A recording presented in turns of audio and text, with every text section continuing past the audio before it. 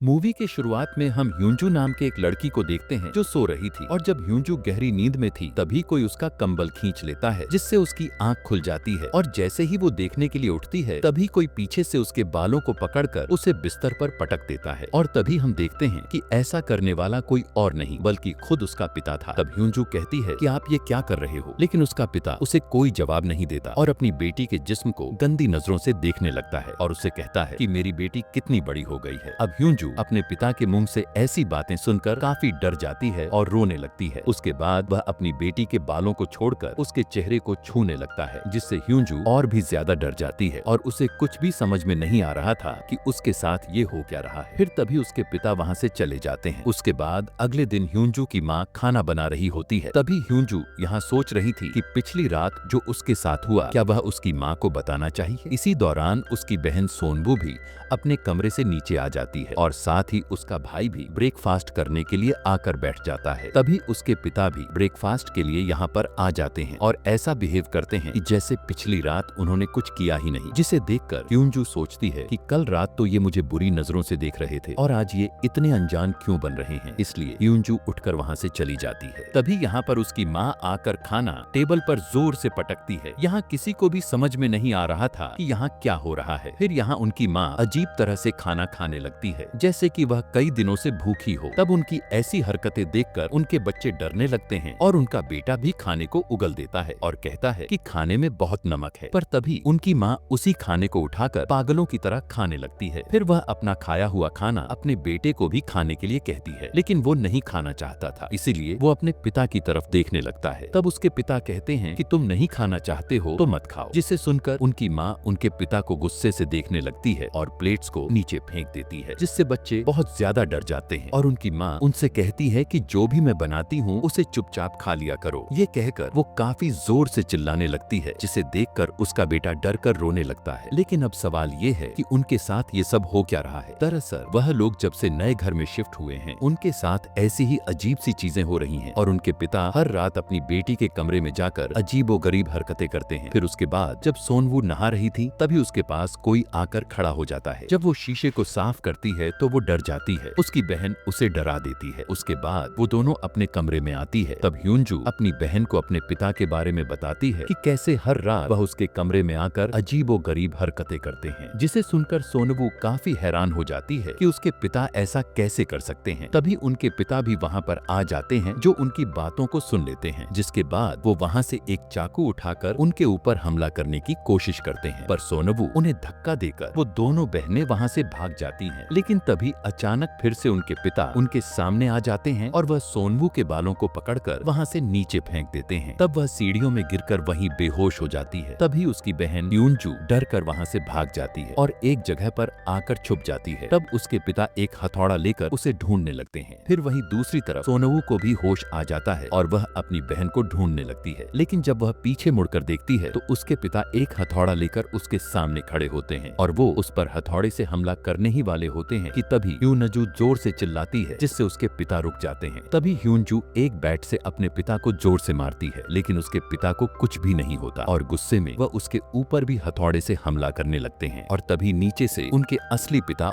ऊपर आने लगते हैं, जिसे देखकर उनका बहुरूपिया हथौड़ा फेंककर दूसरे कमरे में चला जाता है। फिर उनके पिता ऊपर आकर अपनी बेटियों को देखते हैं जो उनसे डरकर पीछे हट रही थी। तभी उनके पिता दरवाजे पर हुआ एक बड़ा सा छेद को देखते हैं और उनसे पूछते हैं कि क्या तुम दोनों यहाँ पर लड़ाई कर रही थी, लेकिन वो दोनों कोई भी जवाब नहीं देते और तभी उनका भाई यहाँ पर आता है। तब वह दोनों बहनें उसे यहाँ से भागने को कहती हैं। फिर तभी पीछे से उनकी माँ वह हथौड़ा उठाती है और उनके पिता के पास जाकर उन पर हमला करने लगती है। तभी उनके पिता उसे रोकने की कोशिश करते हैं, लेकिन वह उन्हें धक्का मारकर गिरा देती है, जिसके बाद वह काफी डरावनी स्माइल देने लगती है और टूटे हुए कांच पर पैर रखकर अपने रूम में चली जाती है। लेकिन तभी नीचे से उनकी माँ आवाज देकर ऊपर आती है और उनसे पूछती है कि ये सब क्या हो रहा है, लेकिन सभी लोग उनसे डरने लगते हैं। तभी उनके पिता डरते हुए रूम का दरवाजा खोलते हैं, लेकिन रूम में कोई भी नहीं होता। पर उनके पिता फ्लोर पर पड़े हुए हथौड़े को देखते हैं, जिसके बाद उनकी माँ अपने बच्चों से पूछती है कि क्या हुआ, लेकिन वो तीनों अपनी माँ से डर रहे थे। फिर अगली सुबह उनके पिता अपने भाई को घर बुलाते हैं, जो चर्च का एक फादर होता है, और अगले दिन वह उनके घर आता है। तब फादर उन्हें ऐसे ही अजीब घटनाओं के बारे में बताता है, लेकिन उसका बड़ा भाई इस सब पर विश्वास नहीं करता था। फिर रात को ये लोग एक साथ एक ही रूम में सोने का डिसाइड करते हैं। उसके बाद आधी रात में छोटे बच्चे को टॉयलेट आती है और वह बिना किसी को परेशान किए अकेला ही वॉशरूम में चला जाता है। तभी उसके जैसा ही दिखने वाला एक बहरूपिया वहाँ आता है जो एक चाकू उठाकर अजीब सी स्माइल करता है और वह फादर को मारना चाहता था, लेकिन वह उसे नहीं मार पाता और ऐसा लग रहा था कि उसे किसी चीज ने रोक लिया था। तभी फादर अपनी आंख खोलते हैं और वो समझ गए थे कि यहाँ पर खतरनाक आत्मा का साया है, लेकिन फादर इस चीज से अकेले नहीं लड़ सकते थे, इसलिए वो अपनी एक सीनियर फादर से मदद मांगते हैं। फिर सभी सीनियर बैठकर बात करते हैं कि आखिर इस फैमिली को उस आत्मा से कैसे बचाया जाए और वह सभी मिलकर एग्जॉर्सिज्म करने का फैसला करते हैं। फिर अगले दिन फादर्स की टीम उनके घर जाने के लिए निकलते हैं और उनका भाई उन्हें पिकअप करता है, लेकिन रास्ते कौवे उनके गाड़ी पर अटैक करते हैं और साथ ही उनके गाड़ी का ब्रेक फेल हो जाता है, जिससे गाड़ी का बैलेंस बिगड़ जाता है और गाड़ी एक खाई में जाकर गिर जाती है। फिर दूसरी तरफ उनके पिता सोनबू को बेड से बांध देते हैं। तभी बच्चों की माँ उन्हें समझाने की कोशिश करती है, लेकिन वो कहते हैं कि ये सब ठीक करने का बस यही एक तरीका है। फिर आधी रात को फादर खून से लटपट होकर उनके घर आते हैं और बताते हैं कि सभी फादर्स मारे जा चुके हैं, इसीलिए अब जो भी करना है वह हमें ही करना होगा। लेकिन फादर को इसमें डर लग रहा था, क्योंकि आखिरी बार जब उन्होंने एग्जॉर्सिज्म करने की कोशिश की थी तो उस आत्मा ने फादर के पूरे फैमिली को मार दिया था और उन्हें डर लग रहा था कि फिर से ऐसा ना हो जाए, और अगर ऐसा हो गया तो वह खुद को माफ नहीं कर पाएंगे और पूरी जिंदगी पछतावे में रहेंगे। लेकिन उसका भाई अपने घुटनों में बैठकर उनसे रिक्वेस्ट करता है कि हमें किसी भी तरह इस शैतान से बचाओ, वरना वह हम सभी को मार देगा। जिसे सुनने के बाद फादर कैंडल्स जलाते हैं और सोनबू के ऊपर होली वाटर को छिड़कते हैं। तब सोनबू चिल्लाने लगती है और उसे कुछ भी समझ में नहीं आ रहा था कि उसके साथ क्या हो रहा है। उसके बाद फादर सोनबू के सीने पर एक क्रॉस रख देता है और उसे एक छड़ी से मारने लगता है। तब सोनबू दर्द से चिल्लाने लगती है और उनसे पूछती है कि वह उसके साथ ऐसा क्यों कर रहे हैं। तभी फादर अपने भाई से कहता है कि क्या तुम अभी भी ये सब जारी रखना चाहते हो,